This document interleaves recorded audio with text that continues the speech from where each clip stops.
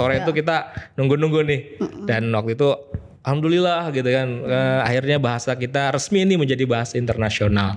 Dan besoknya Pak Presiden langsung ngomong Instagram kan, status bahwa ini sebuah kebanggaan bahwa bahasa Indonesia diakui ini sebagai bahasa internasional.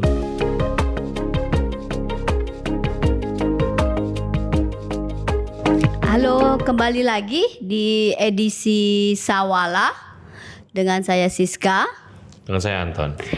We speak, you evolve. Edisi kali ini kita sangat senang, suatu kehormatan buat kita ada Kang Ius Yusuf dari Badan Pengembangan dan Pembinaan Bahasa Kementerian Pendidikan dan Kebudayaan Republik Indonesia yang khusus ada di tim kelompok kepakaran dan layanan profesional BIPA. BIPA, apa itu BIPA, Kang Ius? Bahasa Indonesia bagi penutur asing. Nah, program BIPA ini alhamdulillah di 20 November kemarin ya kita dapat kabar gembira. Betul. Ketika bahasa Indonesia resmi disetujui gitu ya. Yeah. Dalam penggunaan konferensi umum di Badan PBB khusus untuk pendidikan UNESCO. Nah, hari ini kita mau ngomongin ini, Mas Anton. Dan banyak sebenarnya yang nggak tahu kan, sebenarnya prosesnya kayak apa, sehingga kemudian sebuah bahasa kita kan ada 195 anggota UNESCO ya. UNESCO. Tapi ternyata cuma 10 bahasa yang digunakan. 6 bahasa resmi PBB, 3 bahasa yang lain di luar dari bahasa resmi itu, dan 1 kemudian tambah Indonesia. Betul.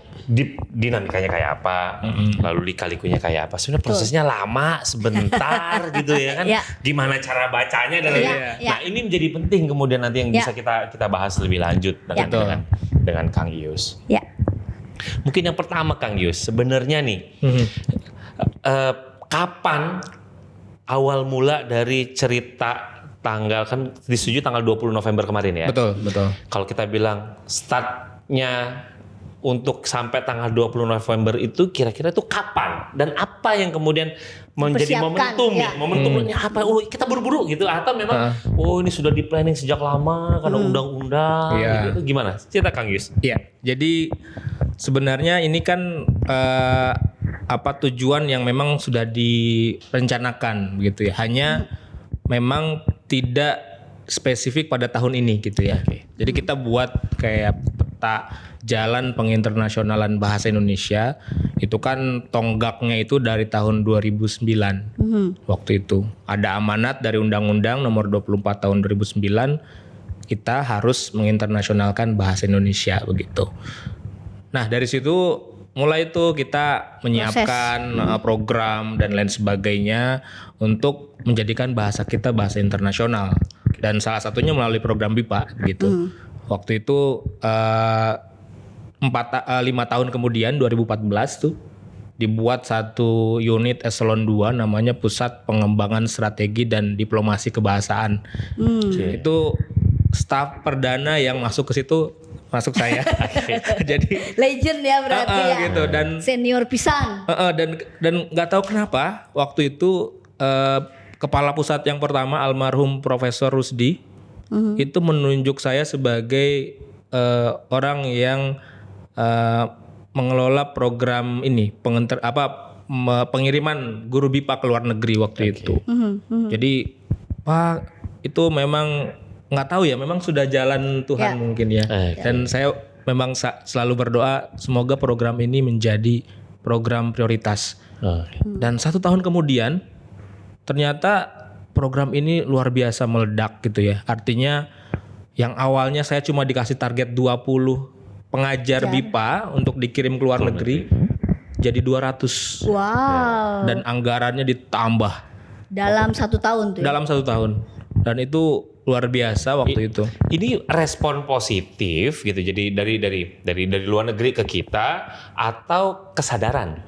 Jadi ini tuh respon positif jadi ya. Jadi respon. Jadi kita mancing kemudian dapat respon balik baru kita tambah. Oh, gitu. ternyata banyak yang mau belajar bahasa Indonesia. Betul. Dan waktu itu kan kita berupaya agar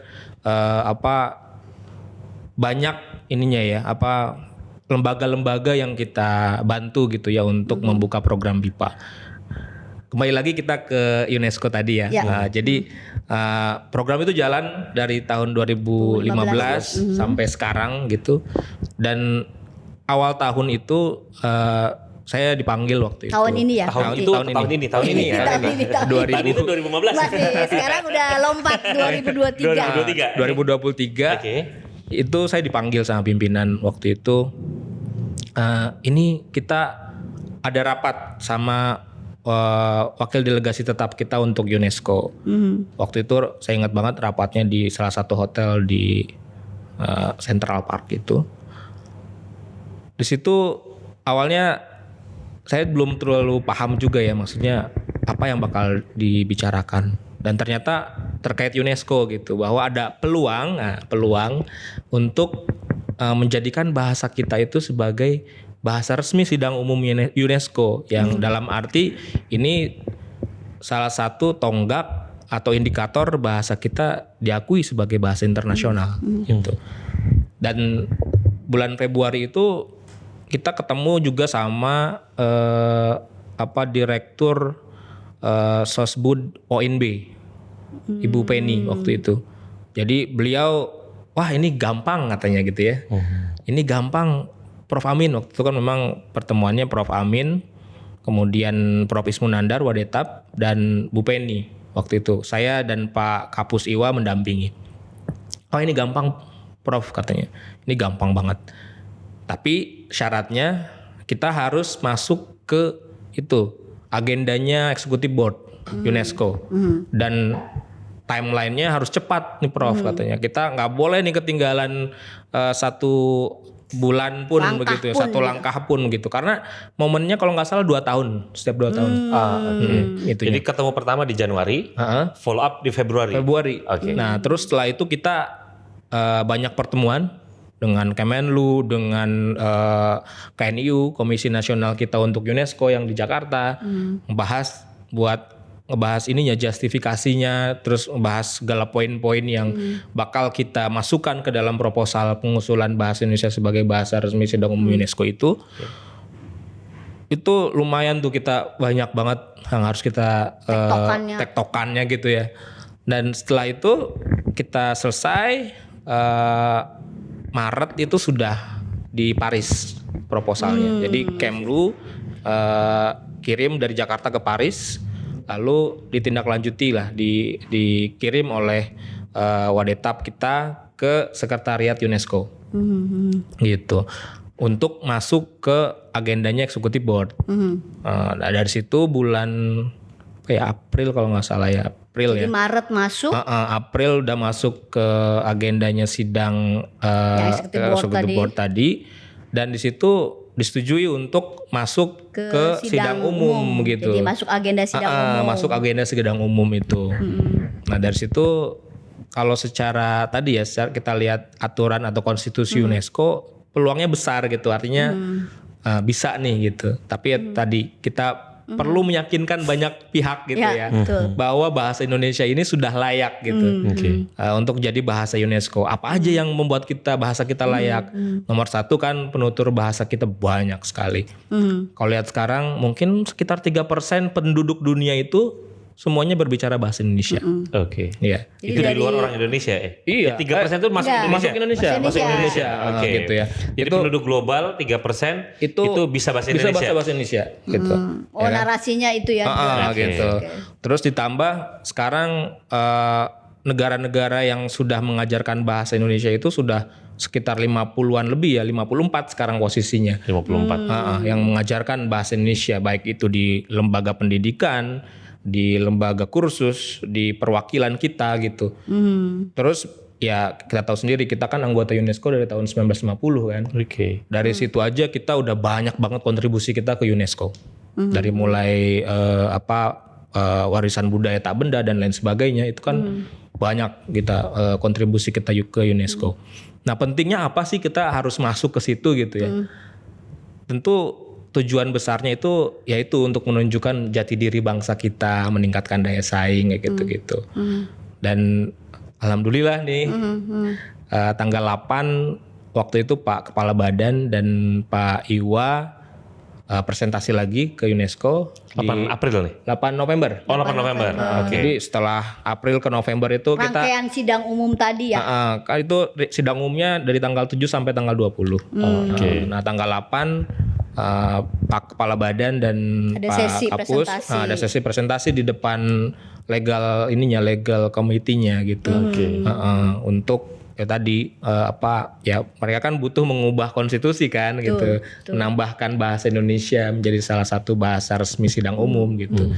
Di situ ya tanpa ada perdebatan gitu, diterimalah kita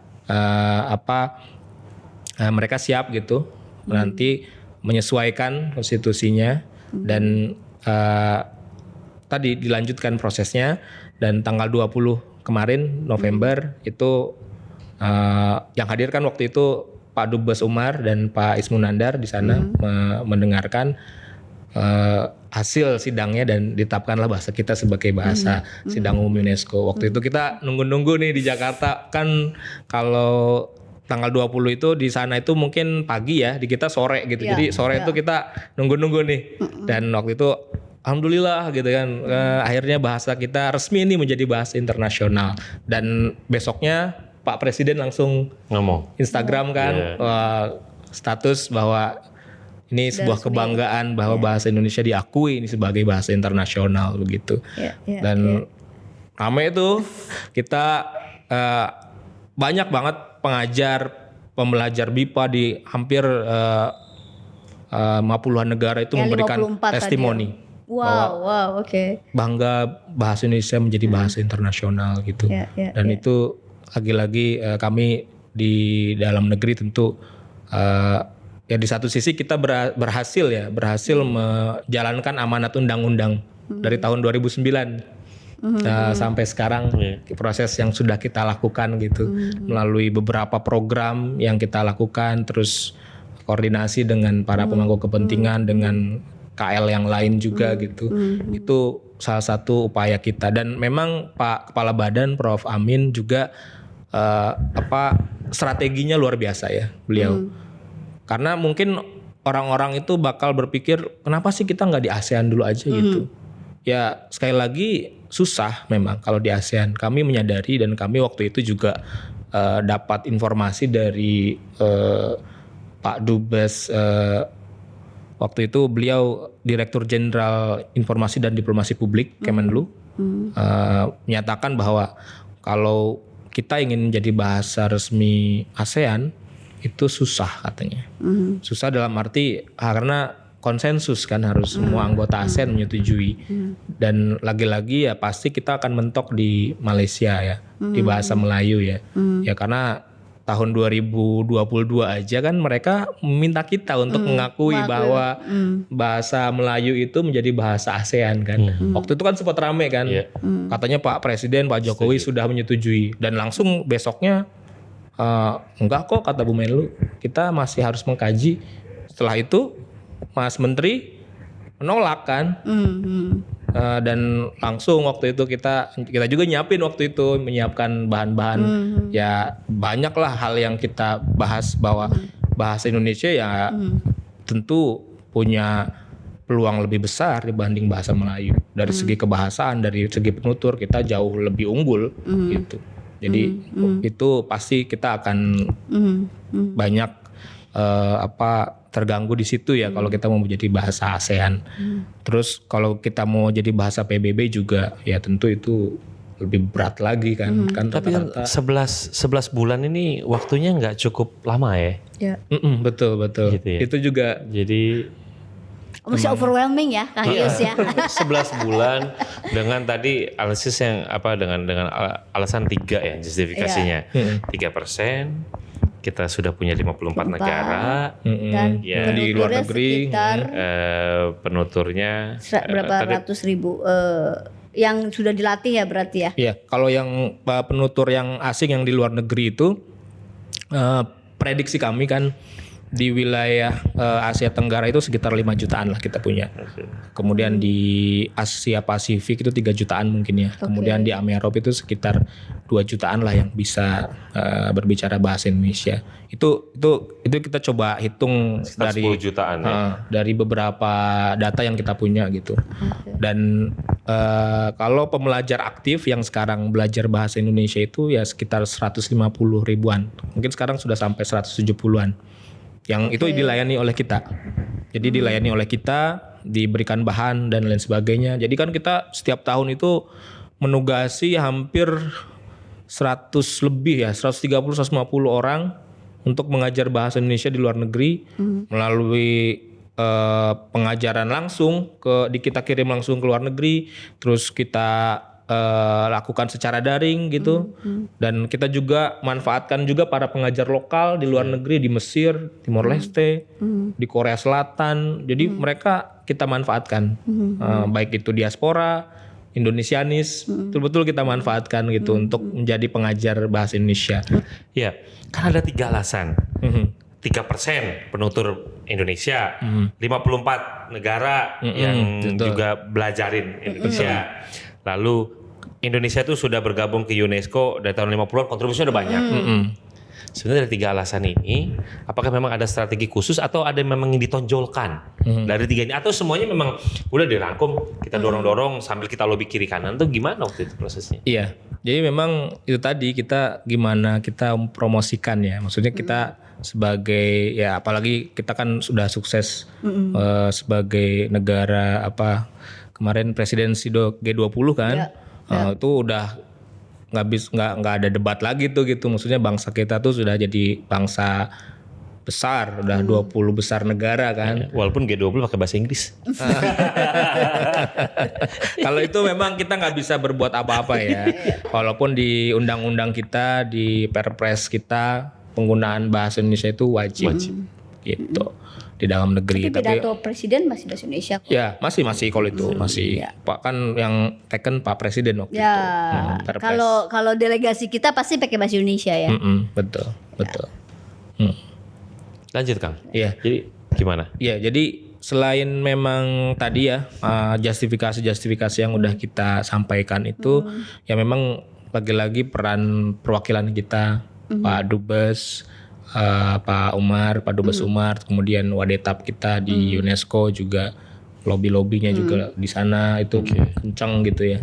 Dan itu alhamdulillah gitu dan tentu akhirnya kemudian Pak Kepala Badan juga datang pada tanggal 8 presentasi di depan legal committee-nya juga itu memperkuat juga gitu upaya kita gitu untuk mensukseskan ya bahasa Indonesia ini sebagai bahasa resmi sidang umum UNESCO. Iya, tapi dengar-dengar proposalnya itu katanya cuma 2 lembar ya. Jadi kan kalau biasa ngebayang tuh yakinin tuh kalau tebel tuh ya kan. Ini cuma 2 lembar, bener ya Kang? 2 lembar ya? Iya. Cuma 2 lembar. Dan 2 lembar itu juga bolak-balik tektokan tadi itu ya. Kalau orang yang belajar HI pasti tahu tuh satu kata per kata itu debatnya kan panjang gitu. Betul, itu sih yang kan? Proses itu sih waktu itu yang melelahkan pasti. Gitu dan kita merangkum banyak hal gitu ya. Betul. Dari mulai ya masalah politik, masalah sosial, budaya dan lain sebagainya. Betul. Kita coba masukkan ke situ gitu. Waktu itu agak berat di situ memang dan alhamdulillah sih maksudnya pimpinan juga luar biasa waktu itu lobby ke KL lain, ke Kemlu, kemudian ada juga KNIU kita di sini Komisi Nasional Indonesia untuk UNESCO gitu yang bantu untuk memberikan masukan gitu terkait dengan proposal itu. Gitu. Jadi kan kalau saya ngebayanginin ya negosiasi 2 lembar itu. Mahasiswa aja ada 15 lembar proposalnya, 2 lembar. 2 lembar gitu. Karena kita kalau belajar negosiasi dan diplomasi kan memang debatnya di situ gitu ya. Tadi yang udah disampaikan oleh Kang Ius kan argumentasi kenapa bahasa Indonesia harus internasional gitu ya. Betul. Karena amanat undang-undang gitu ya. Dan kemudian tadi tuh ada daya saing dan lain-lain gitu ya. Terus kemudian kok layak gitu ya. Layak kan 3 tadi. Betul. Gitu. Kira-kira itu nggak bocorannya yang 2 lembar tadi? Iya. Jadi memang dirangkum. Rangkumannya tuh itu gitu. Jadi kita menggambarkan bahwa ini loh indikator bahasa Indonesia sebagai bahasa internasional itu gitu. Penuturnya banyak. Kemudian bahasa kita juga termasuk salah satu bahasa yang modern. Kita punya kamus, kita punya tata bahasa, kita punya ujian yang terstandar. Gitu. Oke. Itu mungkin nggak tahu ya bahasa yang lain punya. Ya, jadi kelayakan gitu. itu gitu. Dibuktikan dengan kita punya tata bahasa, ada kamusnya, ada tata bahasanya, terus ada standar, ada ujiannya. Betul. Kalau Inggris gitu. Ada TOEFL sama IELTS, kita punya apa UKBI. namanya? Uji kemahiran berbahasa Indonesia. Oke, kita coba nih ya OKBI. Iya. UKBI. Coba tes dulu UKBI berapa? Jangan-jangan galak. Nggak lulus ini. Mahasiswa sih yang harus kita teman-teman mahasiswa nih harus dites. Kalau mau lulus skripsi, UKBI dulu gitu. Jadi mungkin juga namanya sertifikasi kompetensi kan bisa juga ya nanti pakai UKBI itu ya. Betul, sebenarnya betul. Ya. Karena ini kan tes kemahiran ya. Betul. Beda kalau misalnya kayak di BIPA sebenarnya ada juga tes, cuman itu tes evaluasi belajar gitu. Ada lagi kita tuh punya banyak. Pokoknya bahasa kita tuh udah ini ada lagi ya kita uji gitu ya. Oke. Tapi kalau BIPA kan memang khusus buat orang asing. Kalau ini UKBI bisa untuk orang Indonesia, bisa untuk orang asing, bisa buat anak-anak, bisa buat dewasa, pokoknya adaptif dia. Oke, sesuai dengan kemampuan gitu ya. Betul. Oke. Pokoknya keren deh UKBI. Tapi balik lagi ke 2 lembar. Dan saya pikir penonton ini pasti akan curious ya. Ada penasaran sebenarnya 2 lembar itu isinya apa? Apakah cuma justifikasi atau jangan-jangan main fontnya 8, ukurannya jadi kecil gitu ya. Apa spasi 1 font 8 gitu. Jadi 2 lembar. Jadi sebenarnya apa sih yang selain justifikasi, selain alasan yang kita tuangkan dalam, karena pasti banyak yang bertanya-tanya. Mungkin banyak yang menduga ini proposal kita kayak serius, sebenarnya ternyata cuma 2 lembar. Jadi kan orang akan banyak penasaran. Sebenarnya 2 lembar itu selain dari alasan, selain dari justifikasi, sebenarnya apa lagi yang dituangkan di situ gitu, sehingga kemudian dari sisi ini lolos bisa meyakinkan eksekutif board untuk masuk jadi agenda kan. Lalu kemudian presentasi di legal. Pasti presentasi di legal kan juga bahannya 2 lembar itu dulu ya jadi kebijakan mereka. Betul. Sebelum ngundang kepala badan ya kan. Jadi kan kita juga penasaran sebenarnya. Karena kami orang HI kan juga ini apakah cuma biasa statement kalau yang apa yang dibacakan tuh atau apa lagi gitu. Kalau kita bicara tentang proposal, kita mempromosikan ini yang akan jadi reflektif ya. Ke depan ini kan bisa kita coba gitu ya, coba untuk masuk forum-forum mana gitu. Itu betul. Gimana? Apalagi sih sebenarnya dari 2 lembar itu ya bocoran alusnya ya gitu. Apa aja nih? Kalau saya sih penasaran. Kalau cuma justifikasi cuma 1 paragraf lah itu ya kan gitu. Ya, tapi kalau misalnya kita ramu, apalagi itu kan tadi mengundang banyak orang, banyak masukan dalam 2 lembar, bagaimana 2 lembar itu meyakinkan. Bisa meyakinkan itu lolos tahap yang seleksi pertama itu kan pasti eksekutif board. Gitu. Masuk agenda. Itu apa yang kemudian itu? Iya. Jadi pertama di proposal itu tentu kita harus merujuk ke konstitusi UNESCO juga. Bahwa setiap anggota atau member state UNESCO itu punya hak untuk mengajukan satu bahasanya untuk jadi bahasa resmi sidang umum UNESCO gitu. Nah dari situ itu poin kuatnya kan itu kan, poin intinya yang mungkin nggak akan bisa didebat oleh eksekutif board gitu. Nah, karena itu memang tertuang dalam konstitusi UNESCO. Nah dari situ baru kita tambahin justifikasi tadi yang mulai dari jumlah penutur kita yang tadi 3%, terus kita udah jadi member di UNESCO dari 1950, terus kontribusi kita ke UNESCO udah banyak banget gitu. Terus ditambah lagi kan sekarang kita udah jadi anggota G20 gitu ya, presidensi kemarin udah sukses. Terus kita juga salah satu pendiri ASEAN begitu. Jadi menggambarkan bahwa kita tuh negara besar gitu. Yang memang layak bahasa kita tuh, bahasa Indonesia tuh udah jadi bahasa yang internasional gitu. Oleh banyak negara. Iya, apalagi bahasa Indonesia kan udah luar biasa ya. Dari tahun 1928 semenjak kita diikrarkan bahwa bahasa Indonesia itu sebagai pemersatu. Iya, bahasa persatuan gitu loh. Itu udah berhasil banget gitu ya. Karena bahasa daerah aja kita ada 780-an bahasa daerah. Yang itu tersebar dari Aceh sampai Papua. Itu tuh semua disatukan gitu. Disatukan oleh bahasa Indonesia. Nah, sekarang kita berupaya bahasa kita juga untuk bisa jadi lingua franca di dunia global gitu ya. Makanya waktu Pak Kepala Badan itu punya satu istilahnya strategi lah gitu ya. Namanya Lingua Franca Plus gitu. Beliau sebutnya itu Lingua Franca Plus. Jadi itu strategi penginternasionalan bahasa Indonesia. Jadi nggak cuma dari BIPA, nggak cuma dari bahasa Indonesia bagi penutur asing, tapi melalui jalur-jalur lain seperti ekonomi, melalui jalur perdagangan, politik, kebudayaan, melalui keamanan juga gitu. Jadi kita sedang membuat itu sekarang untuk penginternasionalan bahasa Indonesia. Menarik nih ya poin yang tadi ada yang baru muncul bahwa ada fungsi utama bahasa Indonesia yang pemersatu ya. Iya, betul. Itu sesuatu mungkin kalau di bagian penduduk dunia lain bahasa malah jadi pemicu gitu ya.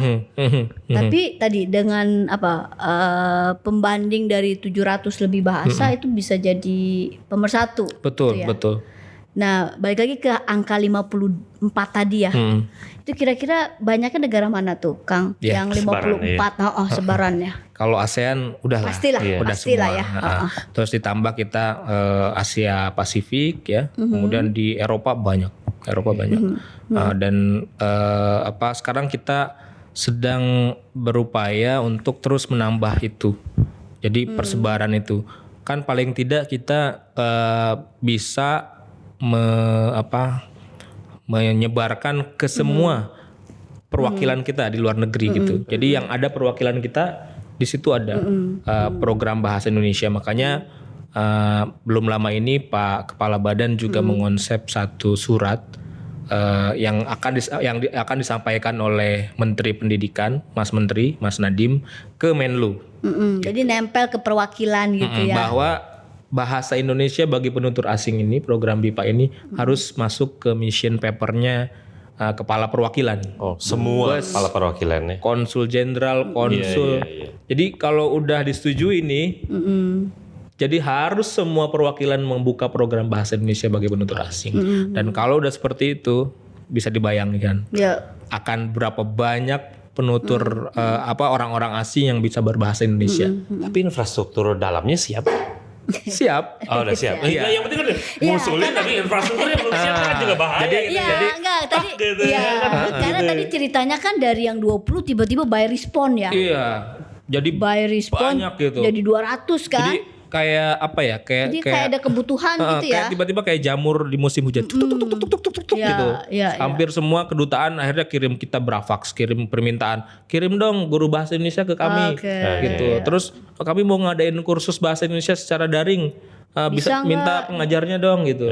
Terus minta bahannya dong, minta bahan ajarnya. Kita udah siapin. Kita punya bahan ajar itu banyak banget. Jadi ada yang untuk anak, untuk dewasa, ada yang untuk kebutuhan khusus, misalnya untuk staf diplomat, untuk bisnis, untuk militer juga kan? Militer ada, untuk bankir juga ada. Pokoknya banyak bahan-bahan itu. Terus bahan pengayaannya juga banyak. Ada yang untuk membaca, sastra dan lain sebagainya. Kita buat juga bahan tesnya. Jadi supaya mereka tinggal pakai gitu.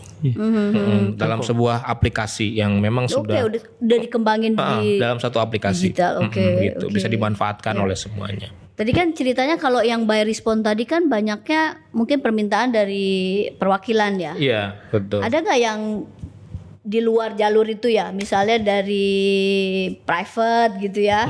Yang banyak sih. Lebih banyak itu makanya ya. Tapi kita nggak bisa fasilitasi kalau kayak gitu. Jadi memang kita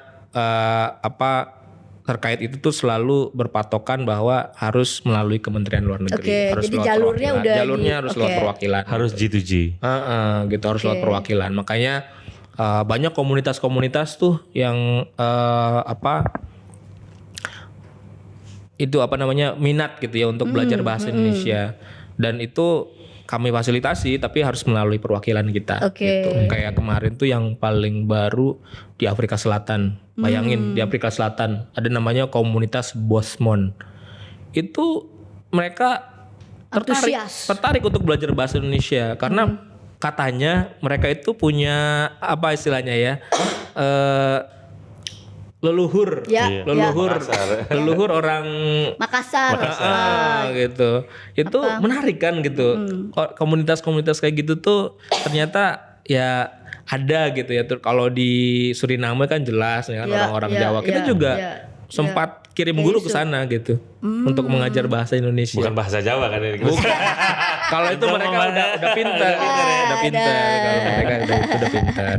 Ya karena ngebayangin kan antusias ini, apalagi udah resmi nih jadi bahasa UNESCO. Karena saya mau ngubungin tadi dengan sebenarnya kan udah siap ada aplikasinya ya Kang.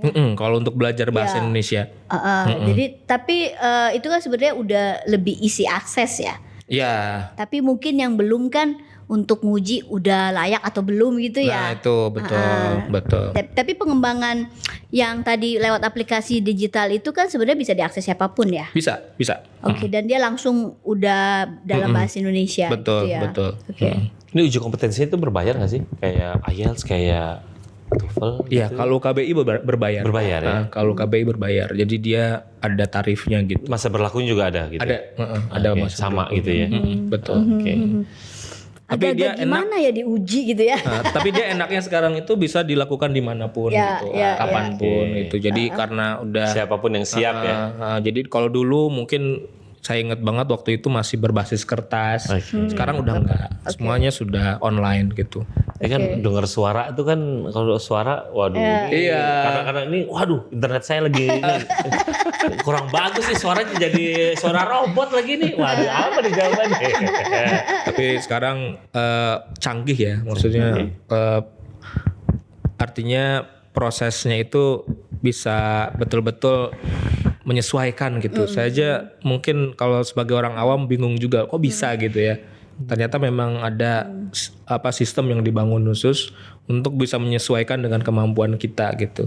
Kayak dulu kita sempat wah nggak adil dong, ini kan orang asing, mereka bahasanya nggak ngerti gitu ya, kurang siap kalau diuji UKBI. Ternyata nggak juga gitu. Sekarang dengan sistem itu malah adaptif itu malah bisa nguji mereka juga gitu.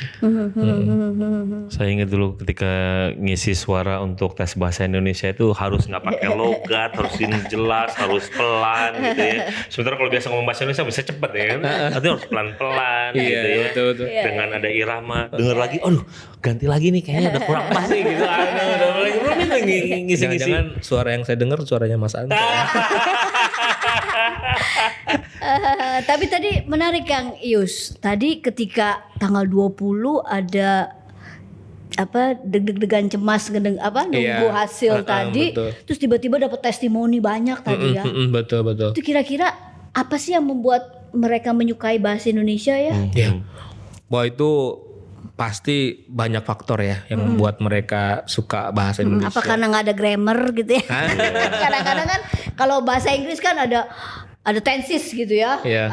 Tapi tadi testimoni tadi tuh banyak kan apa ekspresinya? Jadi pertama mereka bangga ya, juga kepada bahasa Indonesia ya, yang menjadi salah satu bahasa favorit mereka gitu.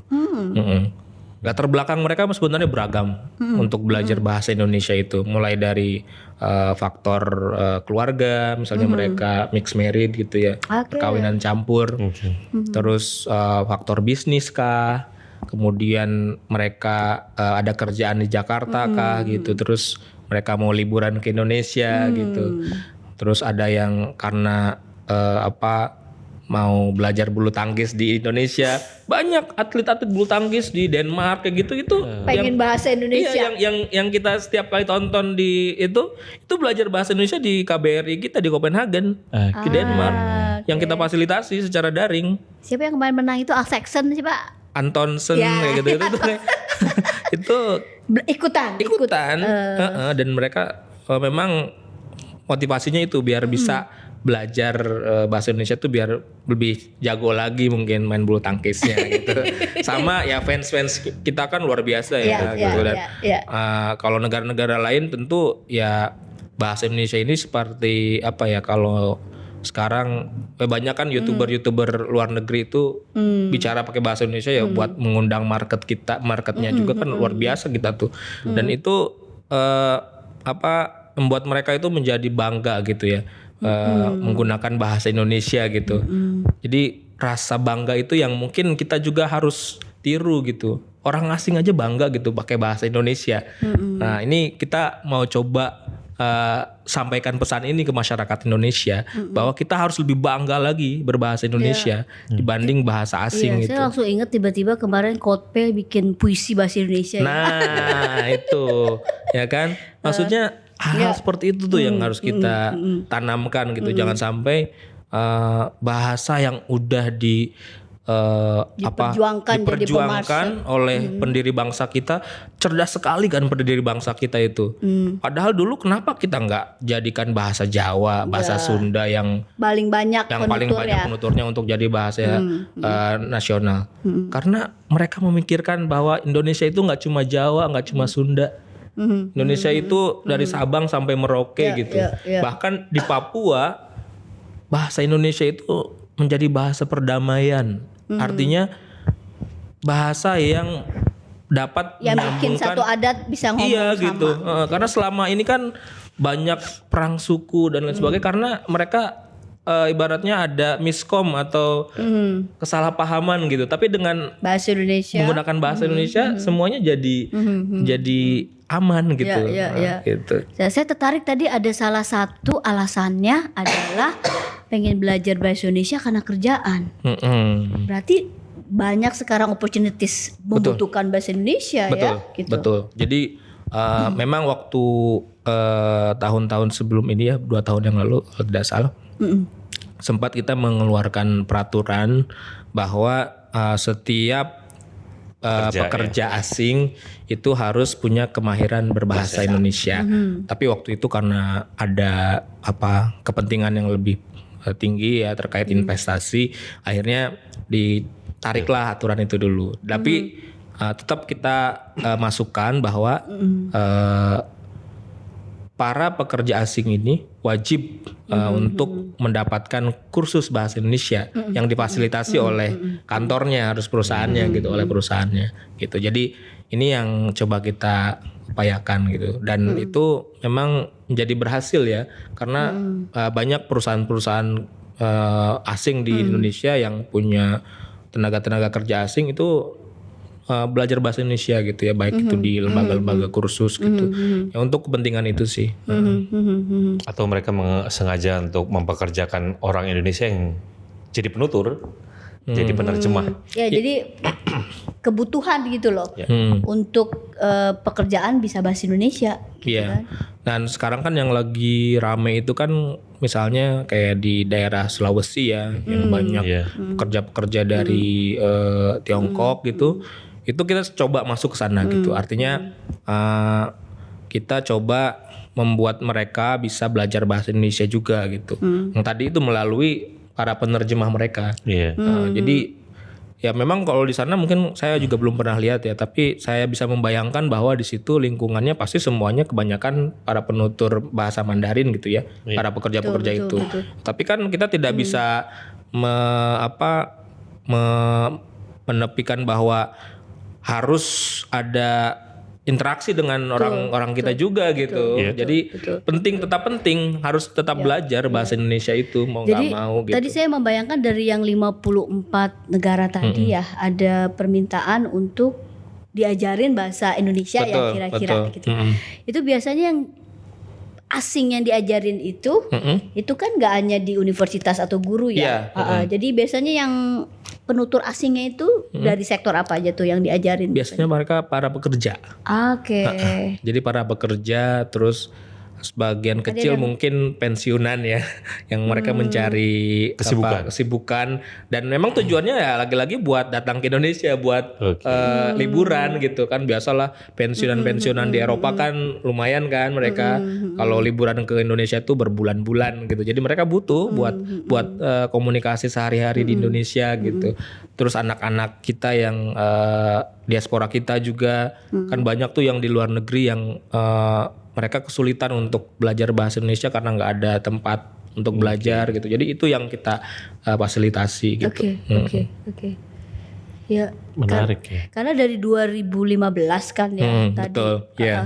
Sekarang 2023 berarti 8 tahun ya. Betul. Itu jadi kayak yang diajarin pertama dia punya cucut-cucut gitu kali ya, sebayangan saya. Tapi selama ini evaluasinya gimana tuh dari 8 tahun ini? Ya dari yang diajarin bahasa asing karena bayangan saya kan itu kan ada standarnya ya yang diajarin pertama.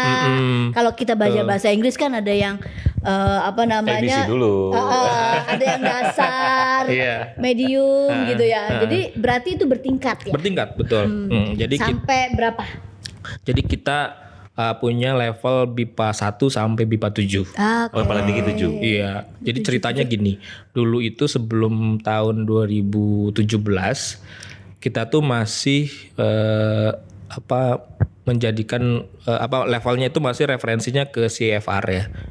Jadi ada A1, A2, B1, B2, C1, C2 gitu. Dan memang ya itu standar untuk pengajaran bahasa asing kan, bahasa kedua dan lain sebagainya. Nah, baru setelah itu kita buat standar sendiri. Karena kita melihat banyak perbedaan gitu antara satu universitas dengan universitas lain hasilnya, outputnya gitu, hasil pembelajarannya. Misalnya yang belajar A1 di UI sama di Unila gitu itu beda outputnya. Misalnya kalau yang di UI dia sudah bisa ngobrol terkait apa gitu ya, ngomongin apa. Tapi yang di Unila misalnya belum bisa gitu. Jadi kami coba bikin standar akhirnya. Nah tahun 2017 itu kita berhasil membuat standar namanya standar kompetensi lulusan BIPA gitu. Nah dari situ muncul yang tadi sampai 7 tadi. BIPA 1 sampai BIPA 7 dan itu juga linear sama UKBI. UKBI itu ada ininya juga, ada levelnya. Dari mulai yang terbatas sampai skornya tuh berapa berarti? Kalau paling tinggi berapa ya, 700-an lebih kali ya. Yaitu yang pokoknya kalau saya jadi deg-degan kalau dites. Pokoknya inilah kita pasti kalau kita penutur bahasa Indonesia bisa ada prediction score. Soalnya saya aja butuh ketenangan kalau tes UKBI itu. Karena waktu itu pernah saya tes juga. Itu malah di level madya. Kok saya bilang saya madya. Padahal seharusnya kalau kita itu minimal unggul. Minimal ya kalau bahasa ibu ya. Iya, apalagi kalau dosen harusnya sangat unggul. Aduh makin nih itu uji nyali nih kayaknya nih. Sampai itu ketahuan bahaya. Maaf, bahasa ibu saya memang campur-campur. Atau kumaha da abdi teh lahir di Sunda, bapak ibu Jawa. Pokoknya harus coba, Siap. Nanti ini dulu kalau nggak latihan dulu. Kita harus buat alasan biar nggak tes gitu. Kan ketahuan nih bahaya gitu. Tapi memang sih rata-rata orang kita pada kalau bahasa itu jiper kali ya. Khawatir juga. Khawatir. Kayak ada orang takut ke dokter karena takut ketahuan penyakitnya. Iya. ngomong tadi udah disinggung soal ASEAN, kita masih panjang. Tapi sebenarnya emang kita nggak mau ngusahain ya? Atau memang karena kita 10 negara, nanti tambah 1 Timor Leste 11 itu punya bahasa yang beda-beda, kemudian udahlah kita pasrahin, atau akan ada upaya selanjutnya untuk bisa meyakinkan agar ya, karena masa jauh-jauh gitu ya kita diakuin sebagai bahasa sidang, sementara yang ASEAN yang selalu jadi keunggulan kalau ngomong tentang politik luar negeri malah nggak digunakan sebagai bahasa resmi. Ini ada entah itu nanti ada strategi khusus atau apa pendekatan baru gitu ngomong tentang ASEAN. Ya memang kemarin kita udah coba mengusahakan gitu. Tapi ya itu tadi karena ASEAN itu kan konsensus semua anggota negara, anggota ASEAN yang harus setuju. Dan memang kemarin kan Malaysia mencoba ya tahun 2022 gitu. Tapi ya kita sendiri aja kan nggak menerima ya, karena ya apa yang disampaikan itu tidak sesuai gitu. Mereka kan klaim bahwa berapa ratus juta penduduk dunia itu Melayu ya. Bisa bahasa Melayu. Yang dimaksud kan mungkin bahasa Indonesia ya. Tapi kan beda bahasa Indonesia dengan bahasa Melayu. Ya kan? Di Indonesia aja bahasa Melayu itu statusnya bahasa daerah. Ya kan? Beda dong dengan bahasa negara. Ya kan gitu. Dan kalau kita bicara tadi ya, bahasa Indonesia itu bahasa yang lebih modern. Ya walaupun kita nggak bisa menepikan bahwa bahasa Indonesia memang lahir dari bahasa Melayu. Ya, itu fakta sejarah, itu kita nggak bisa istilahnya nggak bisa berkelit lah soal itu gitu. Tapi sebagai sebuah bahasa yang waktu itu ya tahun 1928 diikrarkan sebagai bahasa persatuan, bahasa Indonesia, itu seiring dengan berjalannya waktu dia tumbuh menjadi bahasa yang berbeda dari induknya bahasa Melayu gitu. Ini bukan American English sama British English soalnya. Iya. Dari mulai tata bahasanya beda, tata bahasa, terus kemudian dari perkembangan kosakatanya juga jauh berbeda. Kalau mungkin bahasa Melayu mungkin mereka banyak terpengaruh sama bahasa Inggris ya. Kita bisa lihat lah. Tapi kalau bahasa Indonesia itu nggak cuma dari bahasa asing, tapi dari bahasa daerah. Kita kan punya 780-an lebih bahasa daerah dan itu berkontribusi dalam pengembangan kosakata kita. Ditambah kita juga punya sistem tata bahasa yang modern, kita yang punya tes evaluasi yang terstandar gitu ya. Kemudian kita punya banyak produk-produk kebahasaan yang itu menggambarkan bahasa kita itu bahasa yang modern dan berbeda sama sekali dengan bahasa Melayu begitu. Dan mungkin ya kalau kita bisa bilang ya Upin Ipin aja ada subtitlenya loh gitu. Itu kan menandakan bahwa berbeda gitu. Tapi ada pendekatan baru nanti untuk soal ASEAN. Kalau soal ASEAN tentu ini harus ada upaya dari pimpinan kita ya, dari baik itu dari kementerian maupun di tataran tertinggi Pak Presiden begitu, untuk mendesak semua anggota ASEAN misalnya ya minimal dijadikan bahasa inilah, kalau nggak bisa bahasa kerja bahasa resmi lah gitu ya. Jadi mungkin bisa bahasa resmi, bahasa kerja lah gitu ya. intinya harus ada upaya dari pimpinan. Itu sih harus ada dari kuncinya di situ. Karena kalau kita bicara bahasa internasional di undang-undang aja pernyataannya itu begini, meningkatkan fungsi bahasa Indonesia. Jadi yang ditingkatin itu fungsinya, bukan status gitu. Gitu. Jadi kita sebenarnya di undang-undang itu berupaya meningkatkan fungsinya. Fungsi itu kan ya tadi digunakan sebagai lingua franca, bahasa penghubung gitu ya di ASEAN. Nah, kami di Kemendikbud di Badan Bahasa itu berupaya untuk memperbanyak nih orang-orang yang bisa berbahasa Indonesia ya. Tadi melalui banyak hal, misalnya melalui program BIPA kah gitu ya, terus melalui budaya kah gitu ya. Jadi banyak sekali yang kita coba lakukan supaya memunculkan banyak orang-orang di ASEAN ini yang bisa berbahasa Indonesia sehingga mereka mau kemanapun kita bisa ngobrol sama mereka gitu. Jadi fungsi bahasa kita tuh sudah bisa jadi lingua franca di antara masyarakat ASEAN sendiri. Nggak perlu deh kita jadi misalnya jadi bahasa resmi atau bahasa kerja, tapi secara fungsi kita bisa gitu. Dibutuhkan. Sebenarnya status itu nilai tambah doang. Iya, gitu. Itu bonus lah. Bonus saja. Tapi yang penting bahasa kita itu bisa digunakan oleh semua penduduk ASEAN gitu. Ya. Ada langkah selanjutnya untuk setelah ini kita udah jadi bahasa Indonesia sebagai bahasa pengantar di sidang UNESCO. Selanjutnya ada target-target dalam jangka pendek untuk tentu kita berharap akan ada forum-forum internasional lain yang bisa kita masuki ya selain UNESCO, mungkin WTO begitu ya. Mungkin nanti kita coba gitu, kita cari tahu seperti apa ya, karena kita juga kan bagian dari komunitas perdagangan yang besar di dunia gitu ya. UNFCCC gitu ya. Pokoknya lembaga-lembaga itu lah yang fungsinya tadi gitu. Jadi kita masuk ke situ lah bertahap. Gimana yang kontribusi kita besar ya.